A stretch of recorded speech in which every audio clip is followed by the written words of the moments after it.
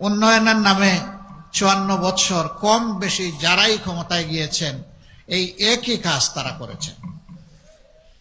এই যারা 54 বছরে দেশটাকে কামড়ে একেবারে তছনছ করে দিয়েছে, আমরা গভীরভাবে বিশ্বাস করি এদের দৃষ্টিভঙ্গি এবং চরিত্র পরিবর্তন না হলে এরা দেশের জন্য ভালো কিছুই করতে পারবে না।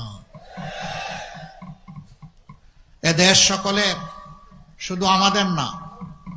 এ দেশের আসমানের নিচে জমিনের উপরে যারাই বসবাস করে দেশটি আমাদের সবার। কিন্তু আফসোসের বিষয়, এত নির্যাতিত হওয়ার পরে 15.5 বছর 5 তারিখ যখন একটা পরিবর্তন আসলো, আমরা দেখলাম পুলিশ নাই, বিজিবি নাই, আনসারের ছায়া নাই।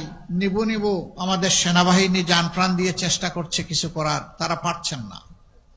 তাদের পাশে মজবুত হয়ে আমরা দাঁড়িয়ে গেলাম। এ দেশ আমাদের দেশ। এত মজলুম একটা সংগঠন, নেতৃবৃন্দকে খুন করা হলো, ফাঁসি দেওয়া হলো, দফায় দফায় জেলে পুরা হলো, অফিস বন্ধ করে রাখা হলো, ঘর বাড়ি বুলডোজার দিয়ে গুড়িয়ে দেওয়া হলো, আমাদের নিবন্ধন কেড়ে নেওয়া হলো। শেষ পর্যন্ত বেদিশা সরকার আমাদেরকে বেহুশ হয়ে নিষিদ্ধ ঘোষণা করলো।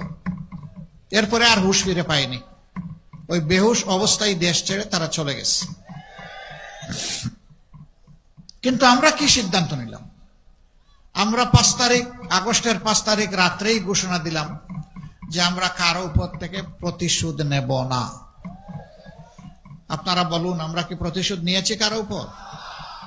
আমরা বলেছিলাম অন্যায়ভাবে কাউকে মামলার আসামি করা হবে না।